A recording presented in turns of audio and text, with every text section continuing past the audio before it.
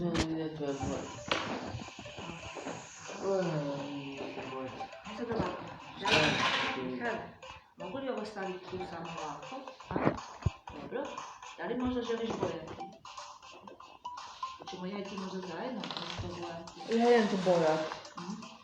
Ne, dobro. Onda može ovaj papir tu biti? Ja ću to... Ne, onda ću ga staviti tu kod sebe, dobro? Da. Ok. Tu sam ovo što uzela. Ok, bravo, ovo je naša Šta je Ivane? Boja Ivane. Bravo, onda.